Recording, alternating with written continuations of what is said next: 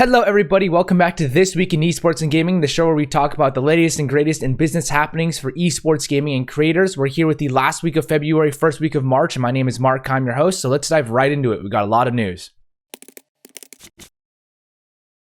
For our first top three story, the International Olympic Committee have apparently partnered with esports and they're doing esports initiatives. The International Olympic Committee have announced that the games will be featured in the Olympic Esports Series 2023, which will be taking place at Singapore's Suntec Center in late June this year. The sports and respective games are archery with tic-tac-bow, baseball with WBSCE baseball, chess with chess.com, cycling with Zwift, dance with Just Dance, motorsports with Gran Turismo 7, sailing with Virtual Regatta, taekwondo with Virtual Taekwondo, and tennis with Tennis Clash. So at a quick glance, these are just virtual versions of traditional sports, which has got a lot of people confused and a little bit upset. That being said, there are notable games like Just Dance, chess, and Gran Turismo. Chess.com has experienced a pretty large rise in popularity, which could be really exciting here. However, it's, I think, a little bit ironic since chess is the most mentally taxing sport compared to the other physically taxing sports. Regardless, Just Dance also seems more like a fitness of a fun game than an esport. Since I haven't seen too many competitions around it, you can definitely be competitive and good at the game, but currently it doesn't seem like there's an esports scene for that. So many have asked, like, why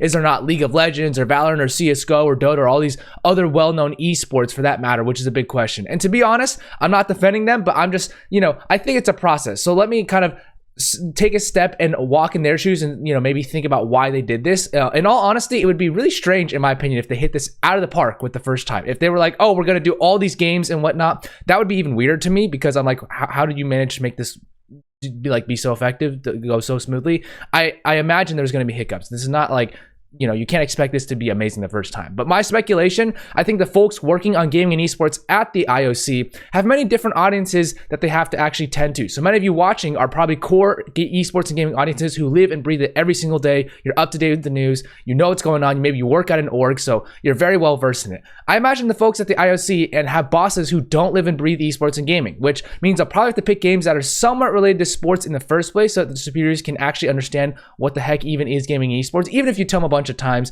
I feel like that's just the corporate world. I potentially think that in the future we'll see notable esports titles that also, it requires huge and long drawn out conversations with publishers, leagues, titles, associations, players, and more. So that process to get it completely right is going to take a long time, in my opinion. And this is only the initial first step. And though it may not be targeted towards the core esports audience, I think it's one of the, at least some of the titles will be interesting here. And I'm, giving it the benefit of the doubt. I could be entirely wrong and they could just be, doing some stupid initiative here, but I'm just giving the benefit of the doubt, like I said. So will it work? That's to be seen.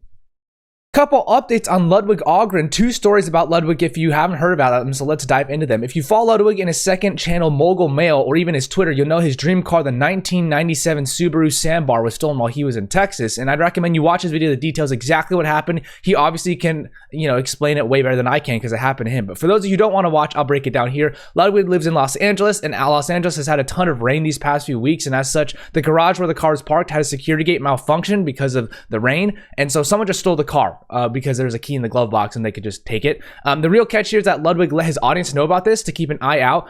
He posted it on his Twitter and I think his Reddit as well. And so as a result, it was actually spotted in a northern neighborhood of Los Angeles, and his fans let him know. So his co-host, Ludwig's co-host, actually went to get it, only to find there's already someone in the car. And when they were talking to him, he drove off. So they didn't get the car at the end of the day. But later the next day, another fan spotted it in a different location, and the police were called. So eventually the car was returned. So I'm going to say here, it's a wild story. If you want to go watch it, Ludwig tells it way better than me, but the power of audiences and fan bases, like, that's an insane story of mobilizing a fan base for something real. And then the second story here, Ludwig is getting into Valorant esports with Moist Critical with the formation of Moist Moguls, the Valorant esports team competing in the Valorant Challengers 2023 North America Split 1. The split for Tier 2 Valorant has some very notable teams like G2 Esports, FaZe Clan, Shopify Rebellion, TSM, The Guard, M80, and more. So it's cool to see a creator-backed org like this doing more. Furthermore, Disguised Toast is also funding the team Disguise, which is also taking part in the event. So there's a big cost associated to this, but many creators are looking to dive into esports given they have lots of money already making content. And I think some are viewing it more as like a passion project rather than to drive a ton of revenue and profit. So I think that a little bit differentiates them from the other org. They realize how much it costs and they're like, we're still going to do it. Overall, I think Ludwig and gaming creators are doing big things in esports and gaming. And this is only one industry, right? Creators overall, just in general, are doing awesome things throughout the entire creator space, which brings me to a perfect segue to the next and final top three story. 𝗠𝗿 has broken the Twitch sub record. Yep, he broke Ludwig's previous Twitch record for being the most subbed to person on Twitch. The new record is 306,621, beating Ludwig's record by over 20,000 subscribers. According to Esports charts or streams charts, his overall income was over $750,000 from this month-long subathon, which was around 14.82% Prime subs and 84.82% Tier 1 subs, 0.11% Tier 2 subs, and 0.25% Tier 3 subs. So first, he did this during Black History Month as well and became the first African-American streamer to have 200,000 subs on Twitch, so that's a huge win as well. He had huge notable guests like KSI, Mr. Beast, and XUC on stream to keep his audiences entertained. And key to note, he actually planned out a lot of content ahead of time, which is different from Ludwig's subathon where he kind of was just going through his day. Both are definitely unique since planning content's entertaining, but also doing normal everyday things can be nice for folks to relate to. He streamed 37 games over the entire month, which was just chatting accounted for about 78% of that over the entire broadcast time. And so 45 million hours watched, 218,000 peak viewers, 66,000 average viewers, and 685 hours of airtime later, 𝗠𝗿 has become well known in the influencer space, regardless of if you're a gamer or not. So creators are once again continuing to do awesome things. Feel like I'm covering so many content creators now, and maybe I should just cover content creators more as a whole outside of gaming and esports as well. As far as partnerships go, Team Liquid partnered with the esports betting company Unikrn. This partnership focuses on the Brazilian market with numerous activations taking place, including an event in Sao Paulo where fans will be able to interact with players and creators courtesy of Team Liquid and Unikrn. There will also be other videos, social engagements, and special rewards for folks on the Unikrn platform. Wild Esports partners with Puma. The Usain Bolt-backed esports org will have Puma be its official kit partner with all Wild Esports players wearing Puma clothing, and future activations weren't disclosed though. This makes sense since Usain Bolt has been sponsored by Puma for quite a bit.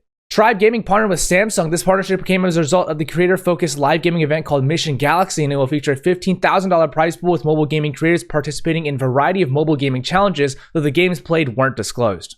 eFuse partnered with Measure 1. As a result, automated student verification will be introduced to its leagues to be both more efficient and accurate, saving lots of time and money on manual verification costs. It's already live with this integration, so we'll have to see what this does for student verification. Epic Games partnered with Ally. The Ally Women's Open has been created as a result of this, which supports women's esports and Rocket League. The tournament will have a $40,000 prize pool equally spread across Europe and North America, with the production being done by Radiant GG. Excel Esports partnered with PC Specialist. This is a 2-year deal and will see PC Specialist become the official gaming PC partner of the org, with the headquarters being equipped with a range of high-end PCs. Rovio partnered with IMG. IMG will act as Rovio's exclusive publishing agent for books, audiobooks, comics, and more. This will mark the first time Rovio has consolidated its licensing and publishing rights under one agency. Evil Geniuses partnered with Chevron. Chevron is now EG's official fuel partner, and they kicked off the partnership by doing a giveaway. That being said, many folks in the esports community were upset by this partnership given Chevron's ties in the energy industry and its poor reputation in the past. We'll see how this partnership goes or if it even lasts. As far as finance and M&A goes, ESL Faces Group have acquired Vindex. Vindex will become a part of EFG, with Mike Sepso and Sundance DeGiovanni remaining at Vindex while also holding leadership positions at EFG. Esports Engine was included here, though Belong Gaming Arenas will become a standalone entity and work independently. Vital XP have raised $3 million in their pre-seed funding. The round will be used for its action, gameverse platform, and first Web3 game, Low Life Forms, and the round is led by Streamline Ventures and Marbrook Investments. As far as workforce changes go, Nick Bryan joins Enthusiast Gaming as the CEO. He takes over Adrian Montgomery's spot as the CEO, where he will lead the entire company. And he was previously the CEO of ad tech company Amobi, and he was the CEO of Dentsu Americas in the past as well, so he's tons of marketing experience. Nick holds a bachelor's in marketing and business from the University of Arts London. Takashi Kiryu has been promoted to president of Square Enix. Takashi joined Square Enix Holdings as the general manager in June of 2020 and will be taking over Yosuke Matsuda's role, who is a former president and representative director. The change is intended to reshape the management team, according to Square Enix, and Takashi was a director on the corporate strategy division at Dentsu in the past as well. Eric Schaefer joins Moon Beast Productions as the Chief Creative Officer. He joins after most recently being with Double Damage Games, and in his new role, he will oversee the creative direction of the studio's unnamed project. He has over 30 years of experience in gaming with Blizzard, as well as Flagship Studios and Runic Games. Joshua Ball joins Warner Bros. Discovery as a games and entertainment publicist. He's moved over from Warner Bros. Entertainment to Warner Bros. Discovery, where he was also publicist, and he has lots of PR experience and PC experience in his previous roles as well. He was also a chef in the past, so what can't Joshua do? He holds a National Vocational Qualification Level 1 and 2 in Catering and Hospitality from the Henley College. Ali Rezvan joins Esports Awards as a producer. He was most recently the competition operations manager at Esports Engine and was behind Esports Fashion Week as well in the past. He has a bunch of experience in esports with Gfinity as well, and he holds an extended diploma in business from AAT. As far as new stuff goes, Guild Esports have launched Guild Studios. Guild Studios will act as the org's new production and creative services division, offering up that and as well as marketing to various stakeholders in esports, including brands, agencies, and media owners. One of the existing partners of Guild, Samsung, has already agreed to receive services via Guild Studios.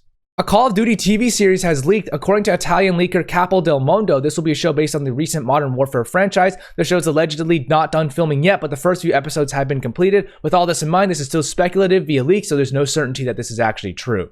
𝗠𝗿𝗶 has joined Dignitas. He was most notably the 2019 Fortnite World Cup champion, winning $3 million at the age of 16. He was most recently signed with Sentinel, so this marks a pretty large change. And additionally, Dignitas has also re-signed Philadelphia Eagles running back Boston Scott as a brand ambassador and creator for the organization. Blumhouse, Atomic Monster, and Behavior Interactive are going to create a Dead by Daylight movie. This will be a horror film and is said to have a great setup for a scary cinematic adaptation. This comes after quite a few game franchises have turned to TV, so we'll see now how this Dead by Daylight movie goes in the future. That's it for this week in esports and gaming. Thank you so much for tuning in. Credit to the authors and brands themselves for the images and information provided. If you know someone who'd find this valuable, please reshare or tag them down below in the comments. And once again, a quick shout out to James Fudge, Hong Chen, and the Esports Advocate for all they're putting out. It's really great stuff. Go support them down in the comments below. And as always, everybody, have a great day.